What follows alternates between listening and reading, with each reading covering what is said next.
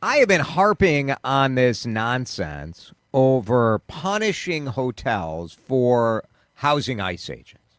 And the Minneapolis City Council has been sort of slow walking liquor license renewals because that's the only tool they have at their disposal to punish hotels for doing what you may not like. You may not like that a business decides to conduct business with the federal immigration agents.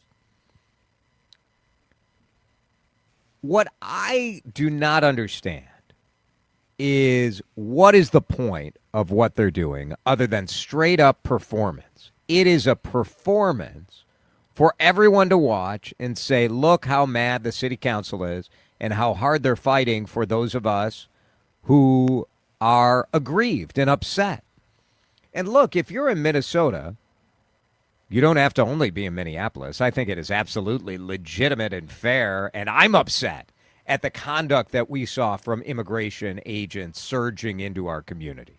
I'm upset about it.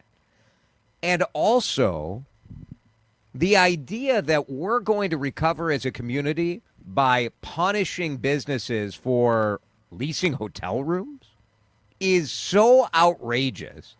And frankly, as someone who spends a lot of my energy encouraging people to come into Minneapolis, support the restaurant, book a staycation, support the economy, support the workers who need you to come to these places. Looking at the way the city council acts is enough to make me say maybe I should tell everybody to go to St. Paul or go to Bloomington or go anywhere else. Because would you open a business in the city of Minneapolis right now? This performance, like, okay, in the throes of things, I understand that you want to show solidarity with your people. But at a certain point, you got to put your big boy pants on and be an actual grown up. And trying to recover in our community is so important. And it's not just important for big business and the capitalists and the people with their money in their pockets. Who do you think is hiring all of the people that we're all worried about, that we're donating money to try to help through this very challenging time? And you think a productive use of your energy and your time and your authority is to continue the one act play? We, the outraged of the Minneapolis City Council, are going to stick it to the big bad hoteliers? Give me a break. I'm not generally like, a big business proponent. I mean, I'm not, cheering on business. I'm people over business in usual situations for sure. And this to me is just preposterous on its face. Because how in the world can you hold a business accountable for something that you never told them they can't do? If you wanted to pass an ordinance as the Minneapolis City Council and say, we don't want our businesses interacting with ICE. If you interact with ICE, these are going to be the consequences. I mean, I'm not sure if that's legal, but I guess you could at least try to do that. But to come back and try to get these people on the post-game show is just absurd to me. Hey, we're going to punish you for doing a thing that we never told you can't do. I hadn't thought about that. Just, the retroactive nature of it. It's ridiculous on its face. And it's just, your word, you nailed it with the right word. It's performative. It's 100% performative. There's no way this is actually going to go through. But you get some politicians that get to, be big stars because of it, or in their own mind anyway. And I'll be honest, I do think there are appropriate times to be performative, to stand up and say, I'm with you. I'm with you, my people, my residents, the people who voted for me. I'm going to express the outrage in, as a proxy for your outrage. Fine, you did it. You slow walked it.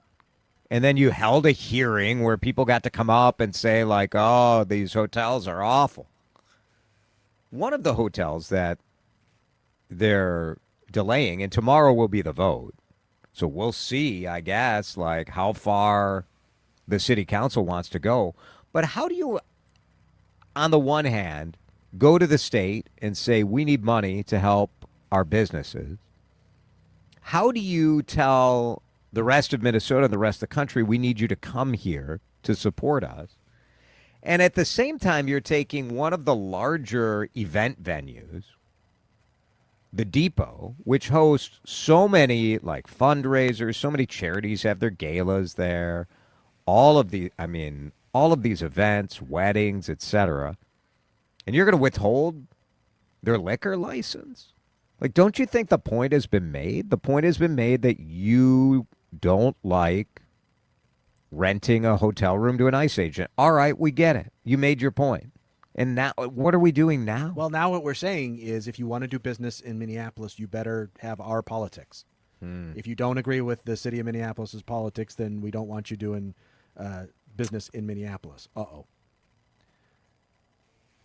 Dan is very plugged in to the USA Olympic hockey. Well, what if people... Swedes. The Swedes. Minute and a half left in the game, and the Swedes have tied it up. The Swedes have tied it up. Josh, do you have the cut that we have discussed prior to the show standing by? If so, could you run that cut? Because I think it's apropos right now. I mean, it is amazing. Like, I really... There are only two things I can't stand in this world. People who are intolerant of other people's cultures and the Swedes. Exactly. Exactly. You know, I had such a head of steam going there, and then Sweden just takes the air right out of our sails. 1-1 is the score, so we'll keep you up. I mean, what happens? Do they go to, like, overtime shootout? Or start playing overtimes? All right. On YouTube, a response from VP saying, put yourself in the shoes of the hotel employees, many of whom are minorities. Would you feel comfortable working there if you were a minority today? Well, now that, ICE is mostly gone, I'd feel a lot more comfortable. I mean, I understand that there was employees that felt, uncomfortable with the situation. I get that totally. Is that the city council's business to punish them retroactively for it? Absolutely not. And also, how does it help them? How does it help them going forward? It doesn't. Because going forward, you've got, you need that business. You need the tips. You need events to not cancel, or you get no hours. You have no pay. So is that making you safer? I don't know. It's making you unemployed is what it's making you. Another texter says it's like they think they can enforce the separation ordinance on these hotels. There are like 5 or 6 council members that don't support it. 763, or you two are so milquetoast as usual. This hotel was a traitor to our city, to our state, to our people. This is more than just politics. Give me a break. No, this is 100% politics. That's 1,000% what's going on right now. That's ridiculous. You can't go back on the post-game show and retroactively punish people because you didn't like what they did. Pass an ordinance going forward saying from this point out, we're not going to rent rooms in Minneapolis to ICE agents if that's what you want to do.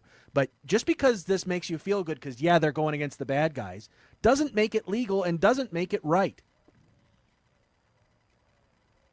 And is it being a traitor to the city? It's absurd. Look, we have been very outspoken about the negatives of the ICE surge in Minneapolis. I emphatically was against the tactics that we saw on the street early on.